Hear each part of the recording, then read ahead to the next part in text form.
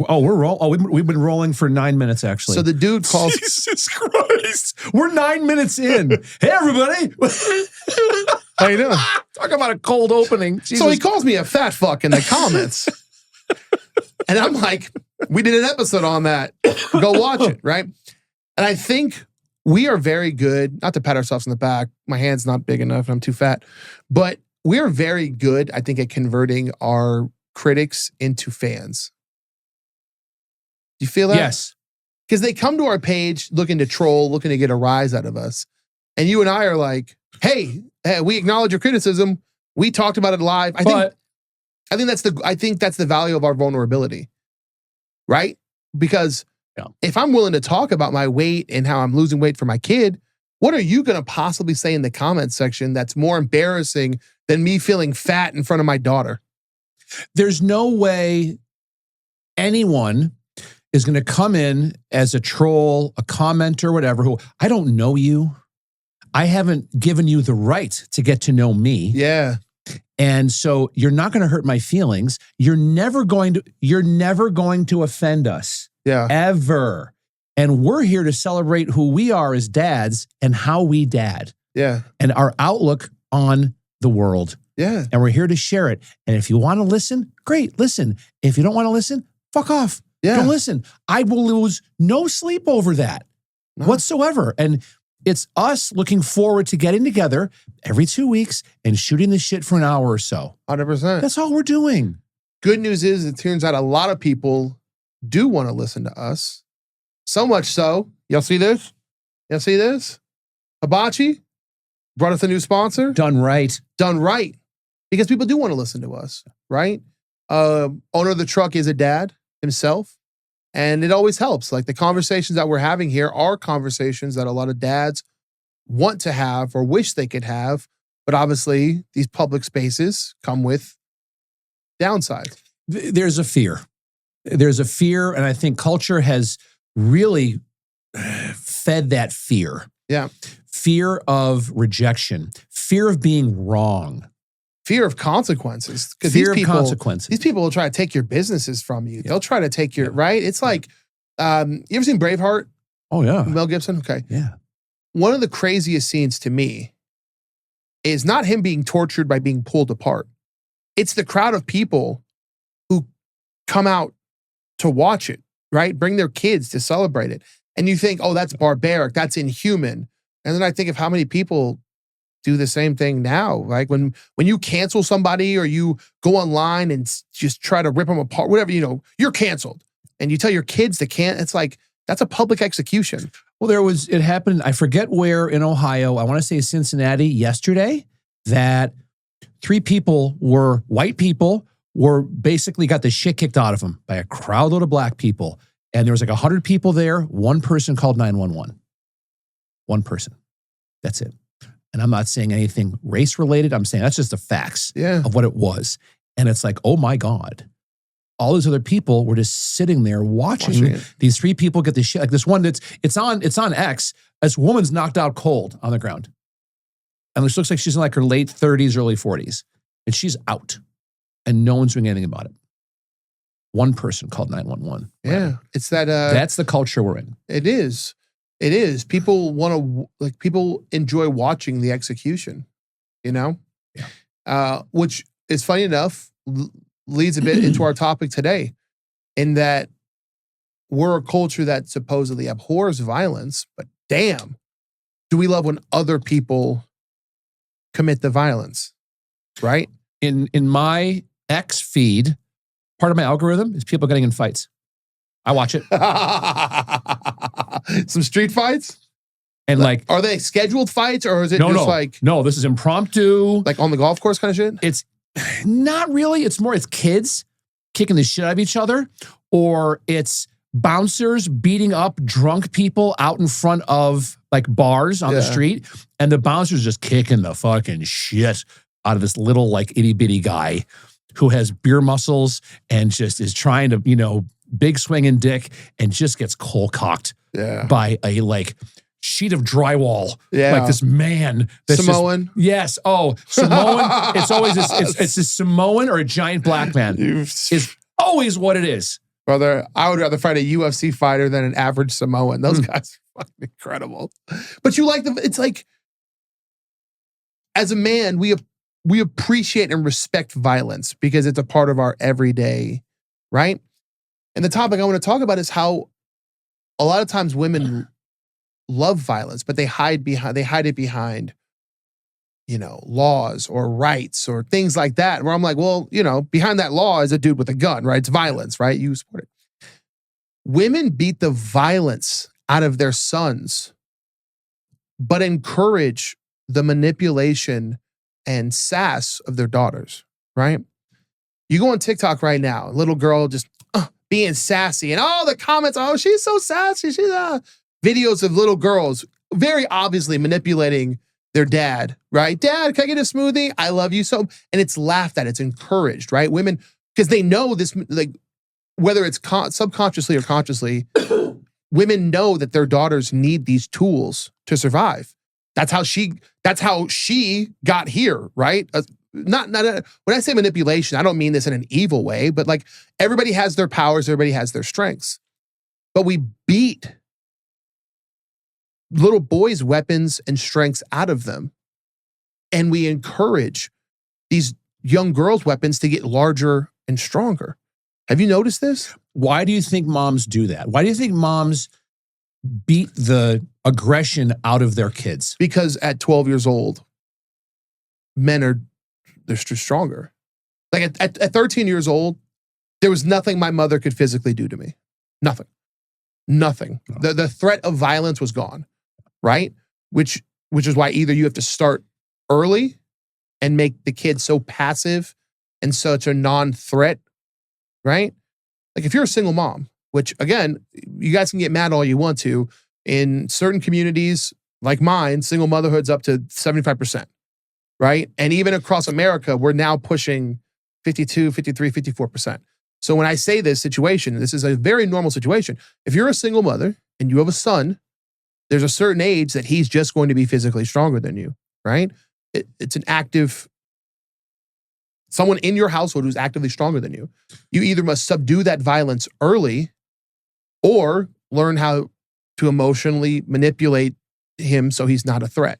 The interesting part is that there's tests that have been done, psychological studies done with kids. Mm-hmm. Roughhousing is one of the best things you could do for a young boy. Yes. Is roughhouse. Like a game I play with Jack, who's 9, my son, is he'll come in, like if I'm still in bed dicking around and he gets up at butt crack 30 when he stays with us, he'll come in and he comes in bed and we snuggle, but I'll wrap my arms and legs around him. He tries to escape. Yeah. And I'll go, wah, like for a second and then hold him back again. And he giggles and he's literally, Brandon, getting stronger every day. Sure. And I've told him, having a 55-year-old dad, I've told him, honey, you are very close to the point we can't play this game anymore because you are becoming stronger than me. Yeah. And he's like this, he's built like a brick shithouse. But that's so good for a present dad to be doing with your son is to roughhouse. Yeah. You should be wrestling around. You should be pushing him around. He should be pushing you back. It's controlled aggression. And that is something that if you can instill that into your son at a young age and they can harness that, that is to me one of the recipes for success in life. 100%. Is to have that controlled aggression, whether it's socially, in a relationship, at work, that you have that edge. Yeah. That fire inside of you. 100%. And there's an old phrase, you'd rather be a warrior in a garden than a gardener in a war, right? Like there's plenty of military vets who go into violence, into combat, come back to society completely civil and do things, right? There's not many people right now that we could send to war, right? Like young boys have to learn. They have to learn how to control that aggression. You can't eliminate it. No. You can't turn him into something that you can't turn him into a little girl, basically. I'm going to get in trouble for this, but I don't care. During the Biden administration, we had senior members of our military, men, going to work wearing female, they were identifying as women, so they're transvestites, coming to work wearing a female uniform in full makeup. How the fuck do you think that makes us look around the world? you're going into combat situations like that, right? Like, no one wants to say it, but it does make us look tough, Dude. right? Dude. There has to be a level of hierarchy, right? Jack is your kid. He loves you. But when you wrestle like that, it gives him a clear signal of, you don't have a fucking chance, dude. Right? Like, I'm holding back severely. And when young kids roughhouse like that, again, it creates a hierarchy, right? Of like, okay, this is the strongest kid. I'm not as strong as this kid, right? Yeah. Men need that. We need that social hierarchy. And our social hierarchy, truthfully, is often defined by who can kick the other person's ass, right? If they don't learn that at a young age, when they get older, what happens? One of two things. Either they quickly get bullied and have no way to defend themselves because you've never taught them the art of violence, or they don't know how to control that aggression and they take it out on somebody who doesn't deserve it. That there's no governors on their aggression. Yeah. And then they go off the deep end. Yeah. Which is the last thing you want to do. Both are horrible. The latter is even worse. Yeah. To not have control over your aggression 100% is the worst. But that's the problem, is ultimately, and this isn't a knock, but women want control. Everyone does. Everyone wants their little slice of power, their control. But by enforcing their control over these young boys, they're raising them to be completely toothless. The biggest lament, again, I'm out of the dating scene, but I still interact with people in their 20s and 30s a lot. The biggest lament from women in 2025 is that men are just pussies, right? They're just pussies. There's nothing masculine. We've talked about this before, but that's the biggest lament. Well, these men are being raised, being told that that's the way to be, right? They've been told since they were a very young kid, no violence. There's no need for violence. Okay, if I'm walking down the street with my wife, some guy comes up and smacks my wife's ass. She's expecting violence, right? If someone breaks into my household, she's expecting violence. If I'm in a nightclub as a security guard and I see your boyfriend smack you across the face, you're expecting violence, correct? Correct. Okay, where am I supposed to learn that? If you teach me from the age of 3 years old, every time I get rough, you tell me, there's no need for violence. You be a good little boy. No need for violence. When am I supposed to learn to protect you? When am I supposed to learn violence on command? How am I supposed to learn? How am I supposed to learn? Right? How? It is something that there's studies that are out now, and there's videos, a lot of content I see now of single women in their 20s, early 30s, very attractive women, getting all dressed up, going out, looking to meet a guy. Men aren't even approaching them. No. Because they're afraid. They're afraid. They have no, I'm talking about the men who are really acting like boys, have no self-confidence, have no self-esteem. They're buried in their phones. Yep. So instead of them walking up to an attractive woman, hey, can I buy you a drink? Hey, I love your shoes. And start talking with them and engaging in conversation, they just wither away and shut down. Yes. And that's it. And to me, that is you look at that with the giant decline in birth rate. Mm-hmm. It is the beginning of the end for us as a civilization. Oh, 100%.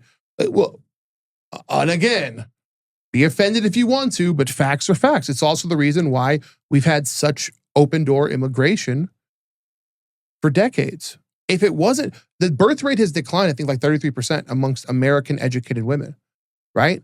So women who are getting educated, women who we would say, oh, this woman would be a good mother. She's smart. She's educated. They're not having kids. We are completely dependent. If it wasn't for immigration, we'd be like Japan, where we need to fly people over here to fuck our women because we just can't get kids popped out, right? And if you think I'm joking, go ahead and Google that shit. I'm not joking at all. Well, we all bust Elon Musk's balls. He's got like 12 kids by 4 different women. We had this talk, on last episode, but he's single-handedly trying to repopulate the earth. Yeah. Like, God bless him. but I feel like we're stuck between this cognitive dissonance where, woman gets hurt by man, tries to raise son as a whatever a real man. You're afraid real man.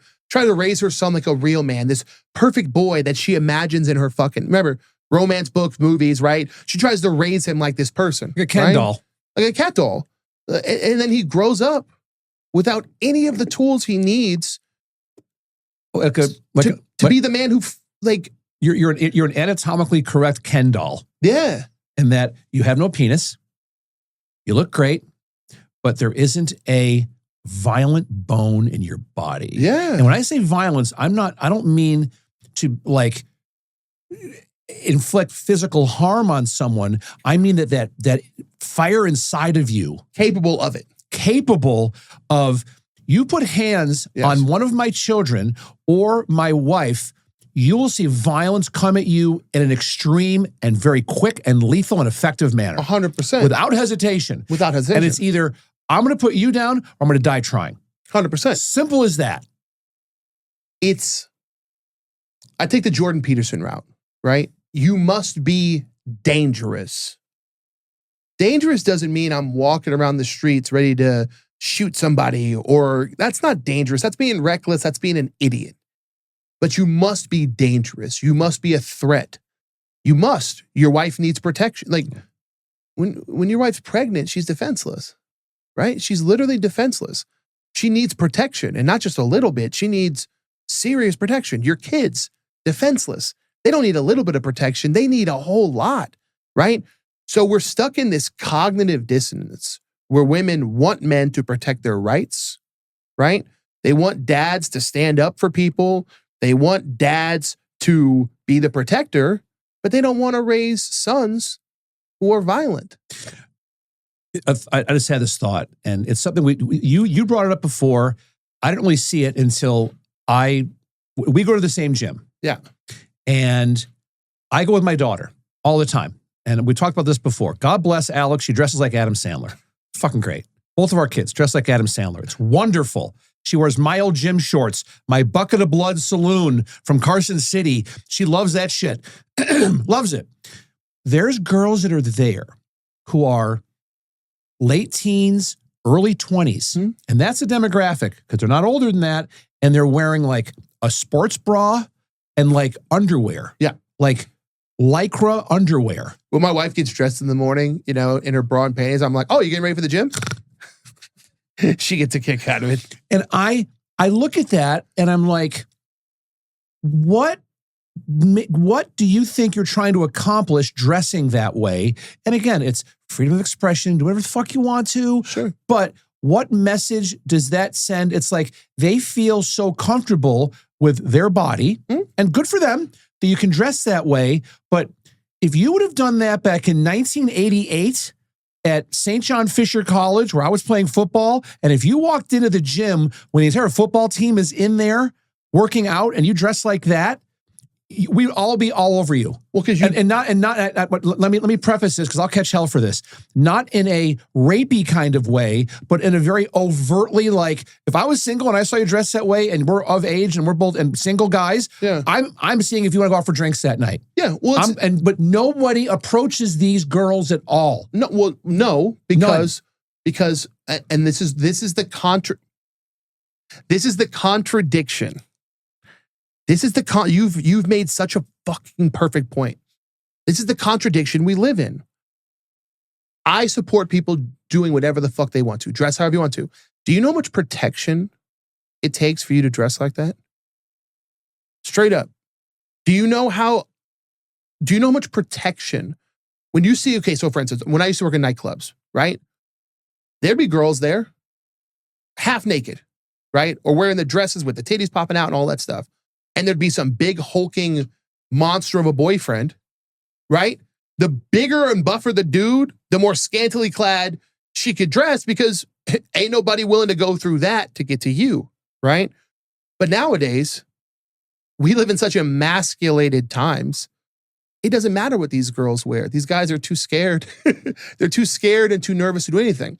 Dave Chappelle has a funny joke about exactly what you just said. He goes, listen, wear whatever you want. I don't care. But imagine you're getting robbed, lady. Somebody's mugging you. And I walk down the street in a police uniform and you're like, police officer, help me, please. I'm getting robbed. And I go, just because I'm dressed like a police officer does not make me a police officer. He goes, I'm allowed to dress that way, but it's pretty fucking confusing, right? The reason in the 80s those girls would be mobbed is because she's wearing a hoe uniform. And when guys see you wearing a hoe uniform, it signals to us that you are looking to engage in fresh meat, hoe man. behavior. Fresh meat. Right? But now, with how emasculated guys are, we live in such a safe time that they can be comfortable to dress that. And guess what? I'm happy for him.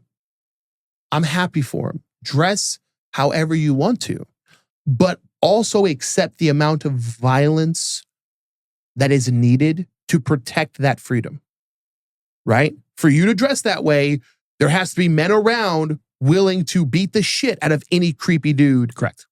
Who approaches. The funny part about it is that now women are doubling down with that type of dress at the gyms, that now they're wearing the shorts that actually, if they have like a bigger ass or like a jigglier ass, it makes their ass even tighter.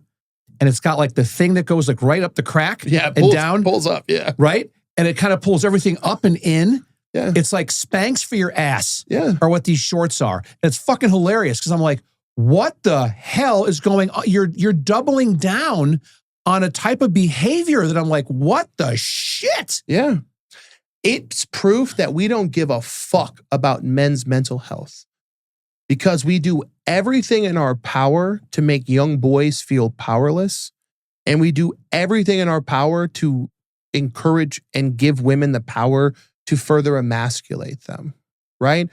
The way they dress tantalizes them. Their art of manipulation and talking, all of these things. They didn't just learn that at 18. They've been training since they were young, right? So we encourage their weapons. Their makeup gets better. Their outfits get sexier. Every weapon they have at their disposal, their looks, their mentalities, their ability to emotionally manipulate, all of that is honed, trained, and supported. Supported. And yet we remove all weapons that young boys have. So of course their mental health is fucked up. Of course, they live in a world where they're powerless, right? But their opposite gender is trained in the art of war, right? I want to pose this question to you. You might have an answer, you might not. Because I'm a student of observation. I'm always watching people and things. So my daughter turned 16 this past weekend, and she had a party over at her mom's house. Okay. Like 19 kids showed up, which I was so happy for her. I'm like, oh my God. And so I'm seeing... There's always that fear that nobody shows up, right? Well, that's what happened. Fear, right? What happened was last year, she invited a bunch of people over. They all said they'd come over. 3 people showed up. It's the worst. Her mom and I, her mom is texting me. I'm crying. I'm bawling. I felt so bad for her. I'm like, oh my God. I know. And so I'm crying now about it, for Christ's sake. Jesus Christ. And so this year, 19 people show up, right? And I'm like, yes. Like I brought the pizzas over and the whole thing to help out their mom, whatever it takes. And so I'm watching, my daughter is on Instagram and she doesn't post, but she'll post stories. And her stories are pretty fucking funny. Okay. Like she's a funny, you've met Alex. She's a funny kid. Yeah. And they're doing like this TikTok thing, like they're on a line and they're TikTok, and Jack is over on the side. He's like, just like this, like a little, good kid. But here's what I noticed is that and it's all girls in this line doing it. They're all dressed like Adam Sandler. Brandon. Every one of them, frumpy as fuck. Yeah. Which I love. I love that. And Sandler talks about why he dresses that way. Yeah. And he said he's always dressed that way because when he was younger, he was jacked. So he would dress that way to throw people off. Then like he said, when I go to the beach, people go, oh, Sandman, look at him. He's ripped. Now he does it because he's in his, mid to late 50s. He's covering covering up everything. Yeah. But you see these, and it was like 5, 6 girls, and my daughter's one of the first ones. Yeah. Frumpy Adam Sandler baggy clothes. Yeah. The opposite of what you see at EOS Fitness. It's broken into 2 camps. It's so strange that we both have daughters the same age, And we both go to the same gym. So we get to see the perspective, right? There's two camps. Because again, of how young girls are being raised, right?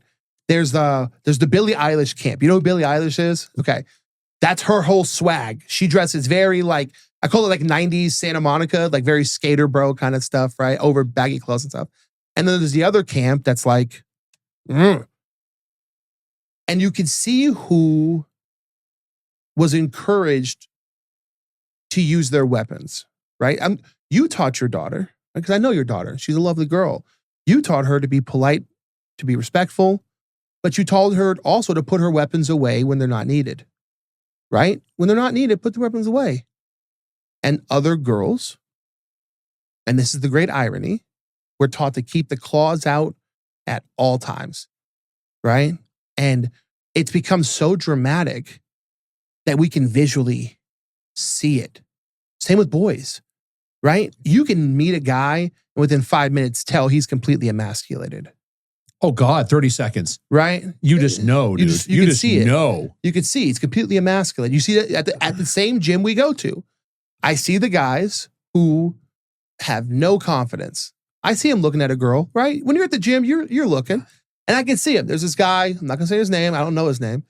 White guy, maybe like early 30s. That's racist. And that's racist, by the way. Whatever. I'm racist then. That's racist. Go ahead, continue, please. Early 30s. And every time I go to the gym, there's this like little Latina girl.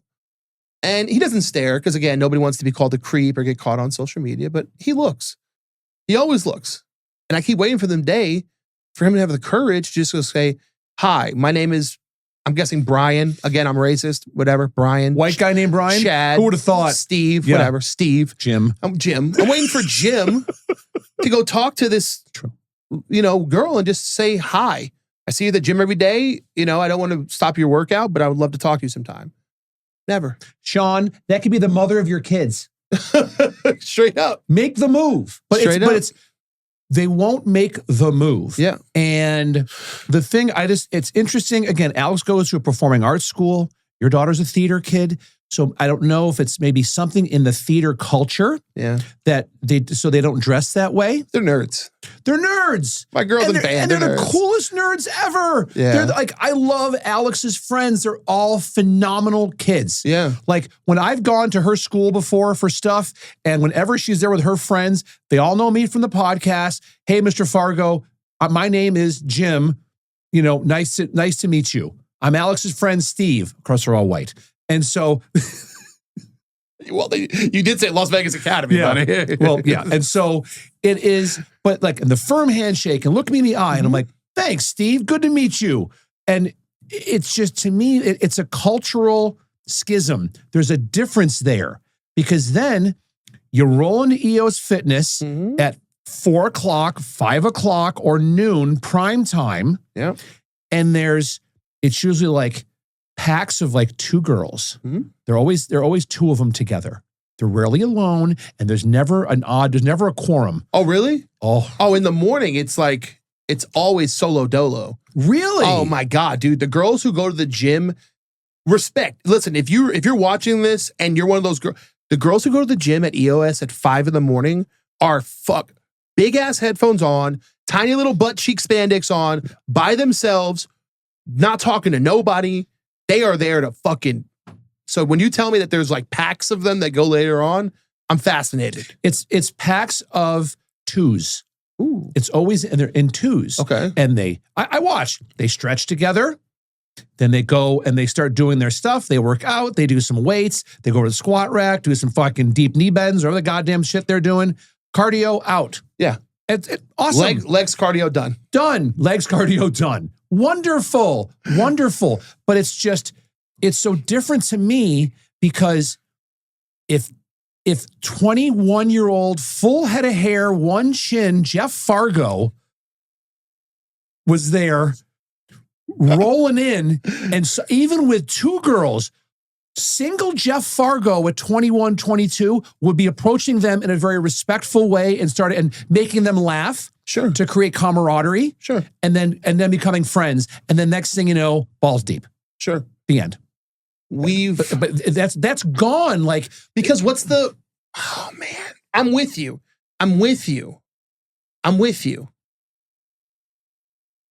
I've had the same question since I did security guards in nightclubs. When you're a security guard in a nightclub, your job is to protect the girls that are there. Truthfully, the guys that are there, we don't give a fuck about you. We don't. If you get beat up in the back corner, as long as you're not bothering the girls, we don't care about you. Don't forget to pay your tab. Don't forget to pay your tab. We don't give a fuck about you as long as you're just not disturbing the club. That's true. We're there to protect girls. That's true. Right? In my early 20s, before I started figuring things out, it would be real confusing. Because there'd be girls, and if a guy would be dancing with them, they would look at me like, come save me from this creep. And I'd be like, got you. Hey, sir, she doesn't want to dance with you. Leave her alone. 5 minutes later, rich dude in a suit walks in from his, special table, starts grinding on her. And I walk up to like, tell him, hey, she doesn't want, and she's bending over, twerking her ass all over it. I'm like, wait, you just told the other guy he's a fucking creep. And now this guy gets butt cheeks and is grinding on him. Actually, he was wearing corduroys and he was just about to nut. He's about to nut. Like, so, straight up. And you got no pants, hilarious. And I'm like, what's the difference? Okay, I get it. You find him attractive and you don't find the other guy attractive. But that's the thing is like, we haven't regulated that gap between creep and acceptable, right? If I'm attractive, if Justin Timberlake or whatever hot movie star comes up and like grabs your ass, you're flattered, right? Ryan Gosling walks up to you and grabs your ass. You turn around, and you see him, you're like, oh, he can grab my ass if he wants to. You're like, oh, he was aggressive. He took charge, right? The language changes. He was aggressive. He took charge. He acted like a man, okay? But let it be an unattractive dude. Oh, he's a creep. He got way too physical and sexually harassed me. The line between aggressive and manly and sexual harassment is this fucking thin, right? It's this fucking thin. That's what I learned. But it's like if you're a young man in this country, 23, 24 years old, how are you supposed to know what that line looks like? Exactly right. Something that's it's weird. My Facebook Reels feed. All right. So Facebook Reels, stay with me. A lot of my Facebook Reels feed is that man on the street. And a lot of us, like, they're in Nashville. Sometimes they're here in Vegas, but it looks like they're in Nashville. And it's some guy, it's usually like this like Latino guy or this black guy, and interviewing attractive women, right? What's your body count? And these girls are like, 4, 5, 10. And every time they do that, then they put a graphic up saying ×3. Every time they say what their body count is, ×3, which I didn't know that one. But the other one is, have you ever had a threesome? I'd say 80% of them say yes. Yeah. That they have with another girl and a guy or with two guys. Yeah. Or have you ever been airtight? I didn't know what that was until a couple months ago. The fuck is airtight? Airtight is here. Oh, no. And then both downstairs. Oh, no. Yeah. Airtight's what they call That's it? airtight. We called it a gangbang back in the day. No, now it's gone to airtight. Airtight. Oh, God. Airtight. And I'm like, what? But there's women out there like, yep. Can you imagine you marry that girl, right? Because exactly. Just picture this, okay? Dream scenario, okay? You're 30, right? You're 30. You finally decide you want to settle down and have kids, right? Great girl. You meet Sarah from Nashville. Oh, Sarah's awesome. She's deleted her social media. Sarah's a CPA. Right? She's a CPA, and she seems great, and she's chaste. She doesn't let you even kiss her for the first 2 weeks, and then finally, when you get her to the bedroom, she's this wild animal, and you're like, I've found my good girl. And then you take her to Nashville for some drinks, and you go to a bar, and there's just 3 dudes just looking at you and laughing. And you're like, honey, why do those 3 dudes keep looking over and laughing? They had me airtight a couple of years ago. Actually, 3 years ago, I was airtight with those 3, and then those 2 guys over by the ice machine, Eiffel Towered me. They got me. Here's what's even worse, Brandon, is that the direction things are going with facial recognition software and AI and all that is you'll very soon be able to put someone's image in and go, who is this person? Oh, that's Fern Finkelstein. And she got airtighted and Eiffel Towered Straight up. in Nashville in 2023. Straight Because up. here's her. Here's a Facebook reel of her talking about how guys pull a train on her. The crazy part is, Crazy. in 2025, these guys would be so cool with it. Even if she's going to lie, she's not going to tell them. But even if they did, these guys are so emasculated. They've been told since they were 3 years old, there's no need for violence. Be a good little boy. Yeah. They've 12 years old. Well, whatever women do is okay. And whatever you do is wrong. If you sleep with a bunch of people, you're a womanizer and you're awful. If she doesn't, she's expressing her sexual freedoms. I thought of a great app that we could build out. It's facial recognition software that, because they have it, and it's some of the clips I see on Facebook. Are you a Hofax? The one I see is, hey, do you trust your man? Yes, I trust my man. Okay. Do you think he's on dating sites? No, I don't. Okay, let me take his picture and put it into this AI software platform and see if he is. And every time they do it, oh, he's on Tinder, he's on Bumble, he's on Fuck You Finder, like whatever. And then it seems scripted, but to have something where you could run a search to say if you're a girl, I'm a guy, and we're going to go on a date, and we met on Bumble or whatever, but I take a picture of your face and I put it in this app, and it shows, oh, here's 14 videos of this girl talking about different things, and it's about getting fucking airtighted and a donkey show in Tijuana and fucking Eiffel Towered and all this other shit, and you're like, whoa, like, I'm sure, no pun intended, that's coming. Yeah. That's coming. That you'll be able to do due diligence on the girl or the guy to say, scour the internet for all video content. And has anything come up resembling the same face, body, whatever of this person? Yeah. Because you can tell facial recognition shit. You can get, dude. That's coming, dude. And so you'll, like, these girls that think they're being cool for clout and talking about it, it won't even matter, dude. When they try to go out and date and get serious with somebody, and someone finds out that, Freddie got fingered. It's Jeff, it's happening now. It's happening now because as they were teaching these young girls to use their weapons, they never taught them that successful men don't want to sleep with the enemy. Right? I don't want to. If your weapons are always out, that means I'm always coming home to war. What successful man do you know who wants to come? You come home, when you get home tonight, dinner's going to be ready. Yeah. You're coming home to peace. Yeah. Now, this isn't to say that your wife's a complete pushover, because she's not. I've met her. She's a fiery Southern gal, and if you cross her the wrong way, she'll bust your ass. You move to the next zip code, right? If she's pissed. But her weapons aren't. She'll pull them out if they're needed. Correct. But a lot of these girls, their weapons are always out. Their mothers taught them, because their mother, for whatever reason, had a bad date, bad husband, whatever, baby daddy, whatever. So they thought that they'd protect their daughters by teaching them how to always have their weapons out. But they didn't teach them, hey, look, that shit's for losers, right? You need to have your weapons out around losers, because losers have their weapons out. Teddy Roosevelt, walk softly but carry a big stick. Carry a big stick. Walk softly, carry a big stick. You got to put the weapons away. Even now, successful dudes, any guy I know who's making good money, when he meets a girl, first thing he does, social media, Google, researches her, right? Researches her. If I go to your Facebook, your social media, it's just constantly pictures of your cheeks hanging out, you partying, drinking. I know what kind of dude you're around, right? I know, right? And even if I'm wrong, I'm not going to take the risk. I've told the story 1,000 times. It's hilarious.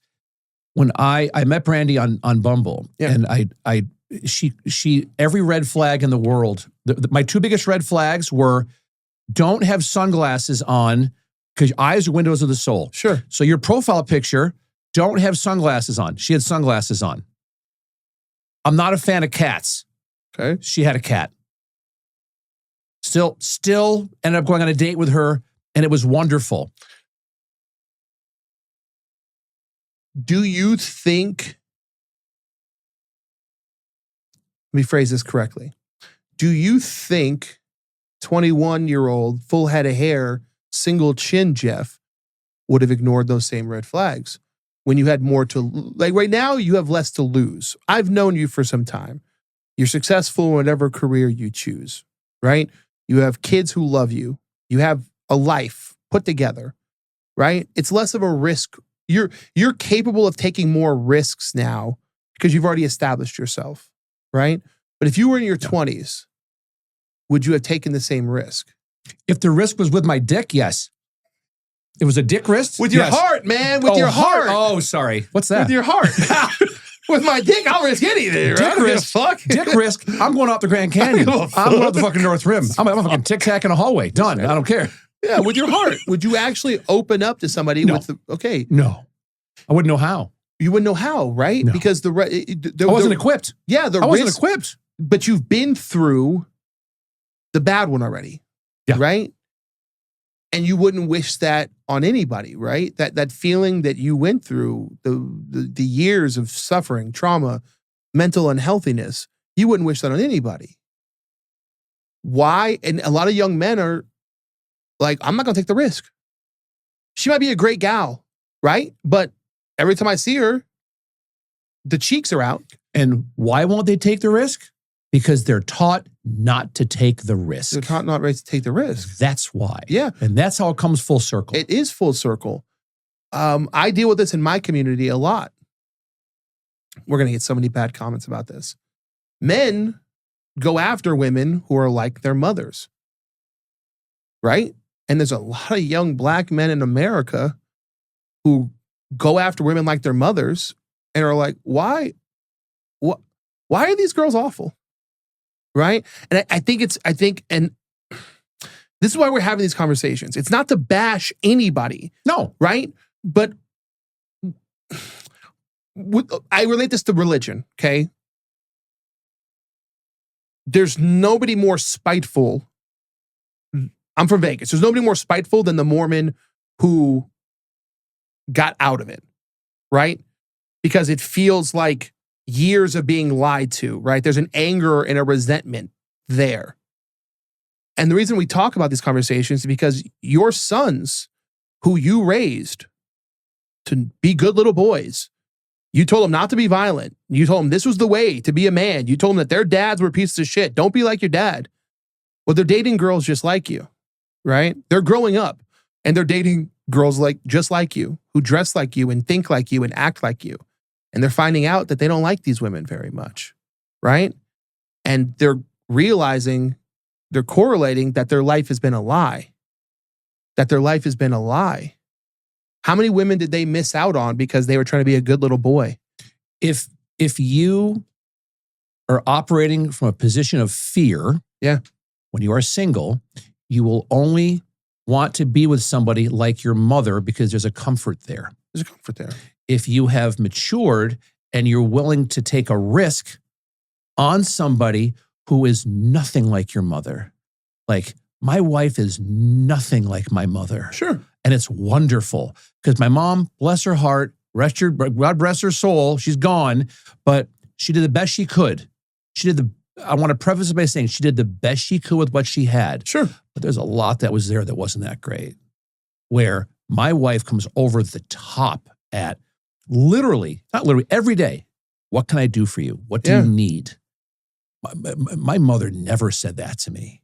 Ever. Would you say your first, again, guys, me and Jeff are open books here, but this is my friend as well. I'm obviously not going to breach.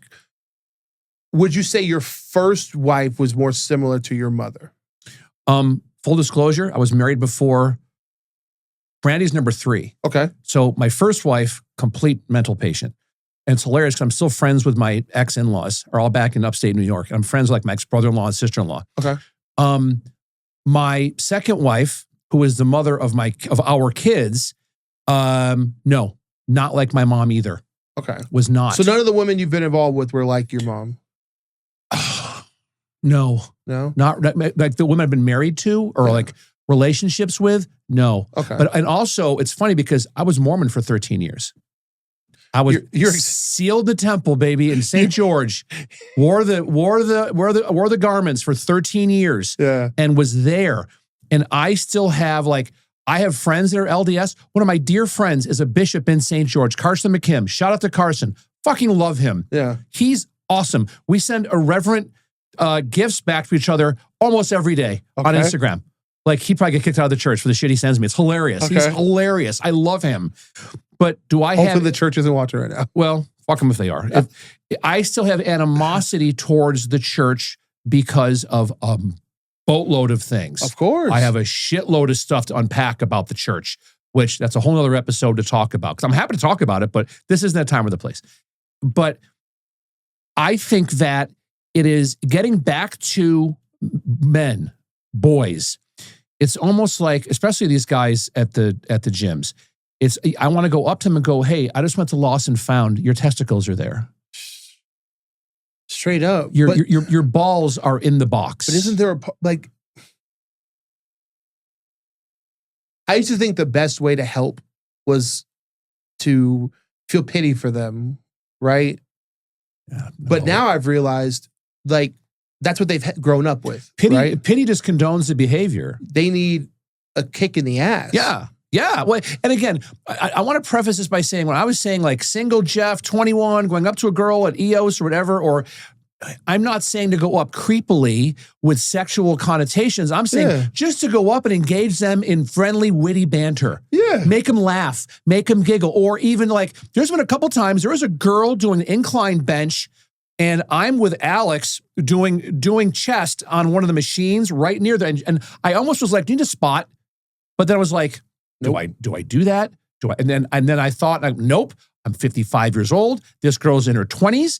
Bad optics. My daughter would kill me if I did it. So I let that just go at the pace it's going to go. Now, if that was a guy, I would have just jumped up all day long. I'd jump in and go, need a spot? Bro, I've got you. These young 22-year-old kids are they're the best people at the gym, right? Because I'm old. I grew up the old-fashioned way. We did bench, squats, like 5 workouts, and that was it. They help me. They're like, hey, your form is off, right? They're my best coaches, right? One time, there was this girl. I'll never forget it. I was like, fucking, I haven't been rattled in a long time, right? Because people like talking to me. I saw her doing a tricep workout, and I'm like, oh, she's going to tear her shit. Like, she's going to fuck her shoulder up. She's doing this all wrong, right?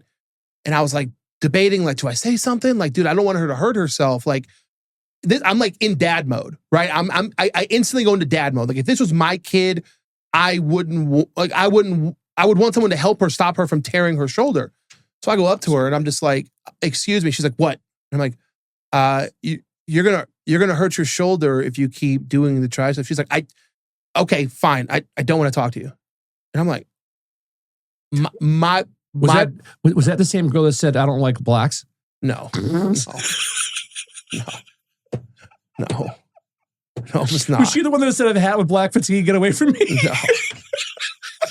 No. Which is also 30% of my TikTok feed is black fatigue for some reason. They don't mean black. Listen, those people don't mean black fatigue. They're tired of. We've talked about this before. Quick little aside. Yeah. Every race has a group of people that. Oh God, yes. They don't like. Oh God. The problem is with blacks and Jews, we're not allowed to say the thing, right? So everybody just says black fatigue, but it's not black fatigue. Like you guys aren't sick of me. It's fatigue. No one's sick of me. Yeah. No one's sick of Bullet Head. You're not sick of fucking Black Panther. Correct. You're not sick of Michael B. Jordan. Yeah. You're not sick of LeBron. You're not sick of like black people, right? You're sick of like the redneck version of my people. There's one guy, I think I seen one of his videos. He's on TikTok, and the thing that gets me with him is one eyebrow was like higher than the other. Have you seen that guy? Oh, I'll send you one of his things. I'll see it today and I'll get it. But it's like one eyebrow is higher than the other, and he's saying the N-word, but he is pro, like he's good. The stuff he says is really good. He's got a little following, not huge, but he's very balanced with what he says. But because he's black, he can say what he's saying. Yes. Like I couldn't say what he's saying. I'd be murdered. I couldn't. But he's coming out just, and he always like, he's got a good hook, he'll say the N-word and do all these things. And then he gets into like explaining the hook. Yeah. And it's solid content with what he's doing. If you're willing to step in that realm, go ahead. If you're Let's willing see to if I can step find it. into that realm, there's always race baiting will always ask Jesse Jackson, right? Race baiting has carried this man to an entire career. Is it race baiting? No, but discussing race, what I mean, like, the world needs people willing to take that risk on.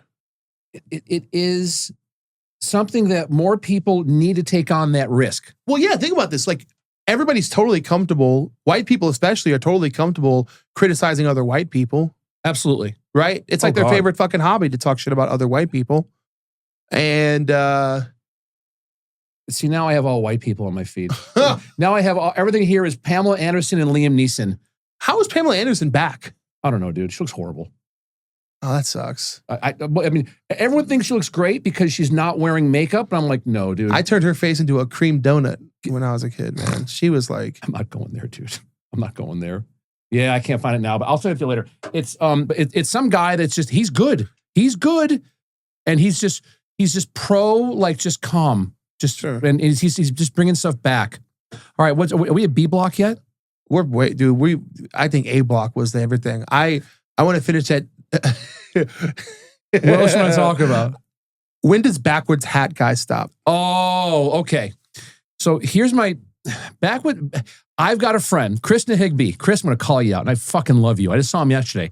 He has Fuck you, Chris. He has a wonderful podcast, Higher Standard. Okay. He's down. He's in Orange County. He's in Irvine. I was flew down there yesterday and had a buddy of mine go on and hung out with Chris. Love him. He's a backwards hat guy. Chris gets a pass. I'm going to tell you why. Chris is in his, I want to say mid 40s. He's 6'5". Okay. Fit. Okay. Peptides, which we're going to talk about peptides later. Okay. And does ice baths, does the whole thing. Awesome dad. Okay. Awesome husband. Okay. Built out his whole podcast studio. But he is, and you can watch Higher Standard. You can see Chris, there's all of his clips, backwards hat guy. Is he a former backup NFL quarterback? No. Is he a chubby white man from the SEC? No. No. Is he...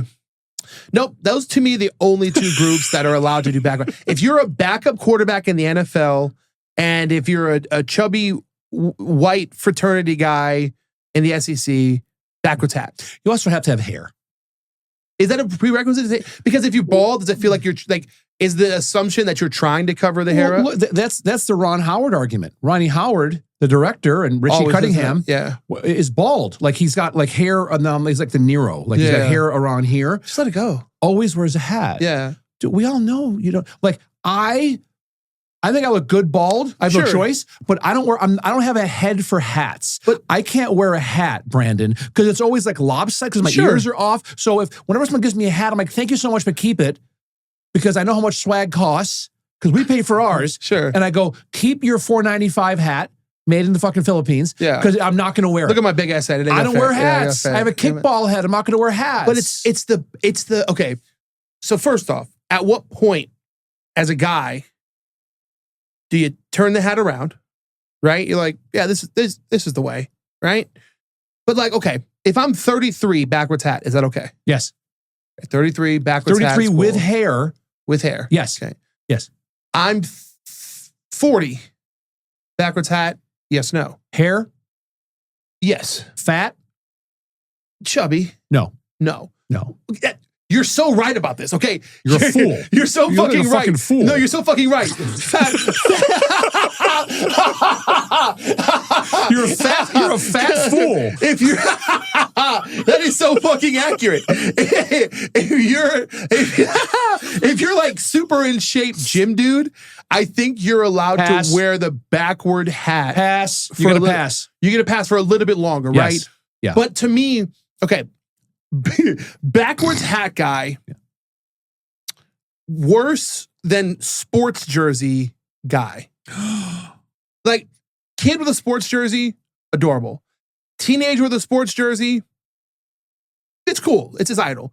20-year-old sports jersey, you're kind of like, okay, I get it. You're still a fan, right? 55-year-old guy, sports jersey.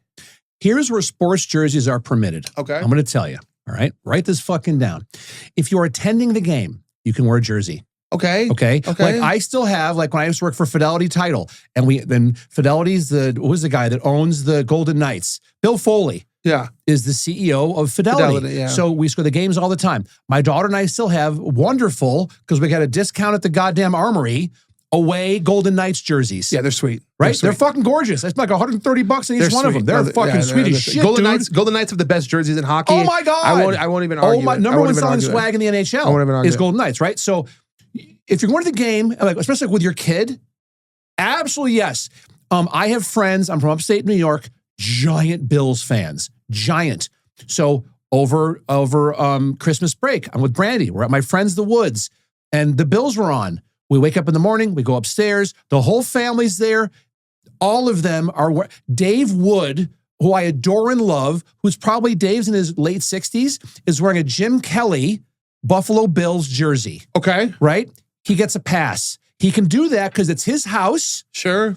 And the Bills are on TV, and he has been a Bills fan from day one. So he gets a pass for that. Okay. But to go out to if you're just going out to a bar, yeah, and you're wearing a fucking Baltimore Ravens fucking jersey with Ray Lewis, I know you go fuck yourself. I know you take this way too seriously. I do. I know you care way too much. Like if I see you in your 30s with a jersey at the bar, I'm gonna sit as far away from you as possible. You're a fucking fool. You take this way dude. Too You're a fucking you're an idiot. Okay. Yeah. So far we're in agreement here, right? Yeah. 70. Once you become a doddering old man, jersey's back again. In fact, I'm willing to say this. I've never seen it, but if I saw a 70-year-old guy in a backwards hat, I think it's fucking cool again. I think you get a pass when you're in your 70s. 70 is where it starts, right? So you're a fucking sneeze away from dementia. So guess what? You get to wear whatever you want to. At 70, it's cool again. Wherever you want to. Yeah. No, but it's cool. It's like if you make it to 70 and you have the backwards hat, fine. We're like, dude, you were willing to ride the backward hat thing your whole life, right? Now, here's the one thing that you're never allowed to do for headwear. Okay. If you're bald, you cannot wear a fucking golf visor. Oh. And I've seen it. And you know where I always see it? You know where I see it? Harry Reid, fucking McCarran International Airport, right here in Vegas. In the cigarette lounge? With all the fucking degenerates? Nope. No? I'll see, because I like sometimes, if I'm flying alone especially, I get there super early because I'm working my laptop, but I'm just people watching. Yeah. To me, I've done some traveling. To this day, I'll argue this with anybody. The best people watching on the planet is at McCarran Airport right here in Vegas. Yeah. I still call it McCarran because Harry Reid's was an asshole. Yeah. Fuck you, Harry, and you're dead. Fuck him and feed him fish. But you watch the people there and you'll see like golf bros that are all getting off the plane. Yeah. And they're all shit-faced. Yeah. From drinking fucking shitty vodka with tonic on Southwest Airlines. And they're ready to go fucking, go to Angel Park or whatever and go play golf. And there's always that one who's like in his 30s or 40s and losing his hair already. So he's shaving it and he's wearing a fucking visor. Yeah. And I'm like, motherfucker. I've never seen that elite combo. Motherfucker. Does he have cargo shorts on too?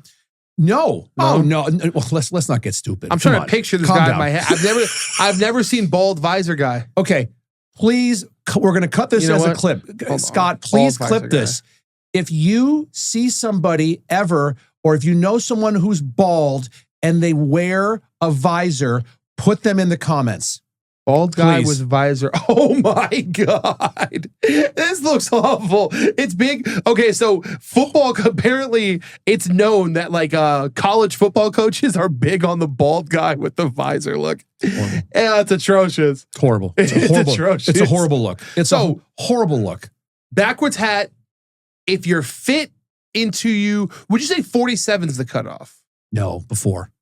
What if I'm like fit, like I still look cool. I'm fit. I'm 45. I'm taking my vitamins. I'm doing the Tom Brady stretches. I look fucking cool. Backwards hat? No. Yes. Okay. Yeah. So 50? No. Oh, 50. Fuck no. 50 is the cutoff? Hard stop. Okay. Hard stop at 50. These are questions I've had since I don't care if you have a six-pack and you're fucking shredded. I don't care if you're going to a Calvin Klein commercial. No. Oh. Oh, that might change the game. If you're willing to go shirtless with a 6-pack, are you allowed to bring the backwards hat back? Like, and you're 50? Yeah. No. Still no? Even if you're like shredded. You're still going to look 50, dude. You're still going to have fucking lines and creases and fucking age spots and shit. Okay. Like, you're going to cover up so much. Okay. Botox can only do so much with peptides and fucking all the shit and TRT. You know, it can only hide so much. No, hard stop. No. I want you guys to let us know, what is the age cutoff for backwards hat guy, football jersey guy? Okay, we need to know. We need to know in the comments, what do you think the cutoff is for these two things? Because I've been curious about this my entire life. You know, I think every guy has some weird, stupid, completely irrelevant thing that he cares about more than anything else. Like wearing shirtless or sleeveless shirts. Because you have a full sleeve tattoo of your family tree on your fucking left arm. No, that's just fucking cool. That's not. Well, thank you. But I cut this because I love this tattoo. And so especially like when I go to the gym, I'm wearing a Fargo Talks or Dad Pod, or now it's gonna be Hibachi done right. I'll cut that shit up as soon as I get home. Mine. And so I'm in the gym tomorrow with my kids. You're looking good, bro. When you do like this, do you get animated? Little bicep, little veins popping out over there. It's a battle, but Come on, baby. I'm getting there. I see you. It's 5-6 days a week now. I'm in. But we're gonna come back. We're gonna look at this podcast a year from now. And we're gonna be like, bro, you guys will be able to visually watch. This is gonna be a completely different podcast. When I'm in shape and you're jacked, what the fuck are the haters gonna say then? I'm very curious. They'll figure out something. They'll figure out something. So I wanted. I don't know her name. But there's a itty bitty influencer. It's an influencer. There's a girl here in town. She's got maybe like 4,000 followers on TikTok. And she was throwing massive amounts of hate on all the content creators that are here in Vegas, all the food content creators, right? And I remember the girl's name. Sorry, I don't remember you. But, and I follow her because I'm like, okay, you know what? Opposing view, I want to listen. And so I go in the comments because she was like, we need to start outing these people. We need better influencers in town. Because she was saying a lot of people go in, and that are content creators, influencers will review a place and say it's the best ever and not say they're getting paid. And that's been going on forever. Sorry, I don't know if you do it or not, but it's something that's been going on forever, right? And so the comments were hilarious. Because a couple of them throw shade on you, a bunch of them throw shade on Jenny, on Starfish. I like Jenny. I'm a fan of Jenny. Me too. She's been on Fargo Talks 3 times. She's been nothing but wonderful to me. She helped me pick the place where I proposed to my wife at the Cosmo corner fucking balcony suite. Like, she's a real one. I owe her a lot. I owe her a lot. She's been nothing but good to me. If you hate on Starfish, you're a dick. Starfish helped me is rad. like grow my podcast in the beginning. Like, she was instrumental in that. And I doubled down on my friendship with her. I'm open about that. I love Jenny. And there was a comment about you that said he's on this right-wing podcast and he definitely loves Trump. And I know referring to Dad Pod. And it had like 200 likes. And I wanted to go on so bad and just say, it's actually Dad Pod. And here's the YouTube channel because we need subs. So here's the YouTube channel. And here's our fucking link on Instagram. By all means, please come on. But it was hilarious. Oh. Because this girl, like, instead of go out and go to restaurants and do it for nothing. And just go, hey, can I review your place? And then stuff will go viral and you build your audience. Next thing you know, then you can start charging and do like Phil does and like Drew does and Starfish and you and all that, which I have great respect for all of you. And instead of her doing that, she's just throwing hatred upon everybody in the business. And I'm like, honey bunny, that's the last thing you want to be doing in this town. You can't build a brand off of misery. People think because a bunch of people, there's a lot of miserable people out there. A lot, right? So if you just go online and say, this sucks, these people are the worst, you'll get traction because you're pandering to the biggest audience in the world. There's more miserable people than happy people, right? But miserable people aren't gonna support you. Miserable people aren't gonna grow with you. Miserable people aren't gonna help support your dreams. It's clickbait. You can't build a brand off of misery. So I tell these influencers the same thing. Look, get your clicks, have your voice, but ultimately you have to find something that you like to build a brand off of. Straight up. And be positive. Straight up. Like I so want, and this is the dad in me, Brandon. I so wanted to like DM her and just go, hey, I know all the biggies in town, okay? You're going about it the wrong way to try to fight. And she's a lefty, which is fine, like your politics aside, but she's like, some of her comments, she's like, we need to have riots in town here like they did in LA. I'm like, whoa. So you're promoting hatred of people that have spent years, you, Phil, Drew, Jenny, Heather, like in their craft, have spent years building this thing up. Paulie a little bit, but Paulie C to me is, he's an enigma. When it comes to gaming, he's brilliant. Everything else, he scares me, but it is what it is. Daniel Leo, great content creator, but all you guys have put your time in. That's the one thing, love or hate you, you've all put your time in. This girl hasn't put her time in, yet she thinks she's going to grow her audience as a food and nightlife influencer by throwing shade on the biggest influencers in town. There's a video, and let's leave it at this because I think it's a perfect ending to what we've been talking about today. There's this video, it's going really viral again on the internet, right? Of this dad teaching his daughter a lesson. He gets a chair and he tells her to stand on top of the chair. She does. And he goes, okay, pull me up. She's like, what? He goes, pull me up. She's like, well, I can't. And then he goes, whoop. Yanks her off. And he goes, it's much easier to pull people down than to lift them up. And the comments are filled with a bunch of women who are like, man, I wish my dad would have taught me this. Or yeah, I'm glad my dad taught me this. Right. And what you're feeling is the same thing that I feel when I see these, because they come across my page every so often. Right. I'm an easy person to dislike. I have an opinion that's not liberal. Right. Like, it's okay. It's very easy to tear people down. It's very easy, but building something up is hard. She wants to start a riot. You know what that takes? You building an audience willing to riot for you. No one's going to riot for you, right? That's why you want to encourage it, but you don't want to do it yourself. You don't want to build it yourself. That takes work. That's hard. And you don't want to do the hard. And that's why we have this podcast. Because it's our place to say, look, hate us all you want to, but do the hard thing and try to do something better than what we're doing, right? You don't like what we're saying about fatherhood? Okay. Go create your own podcast. Go put out your own clips. Go do your own research. Go take your own notes. Go craft your own scripts. Go do everything. Go get your own shirts. Get your own swag. Promote it. Repost it. Share it. Go do all the things we're doing and do it better. Go grow your audience. Go grow your audience. I wish you the best of luck. And when you get there, I'll support the shit out of you. Same. Right? Same. In fact, we should DM that girl and ask if she wants to come on the Dad Pod. I would be fascinated to have her on the Dad Pod. I'd be fascinated. I would love her to come on. And also we would give her a very respectful, totally respectful, platform to speak from. I'm going to push her on stuff, but it would be done with respect. I would let her say anything she wanted to me. 100%. Let's put that in the back pocket. Put that in the back pocket, right?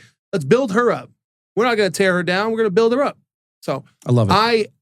Shit. Check my time. Mr. Fargo,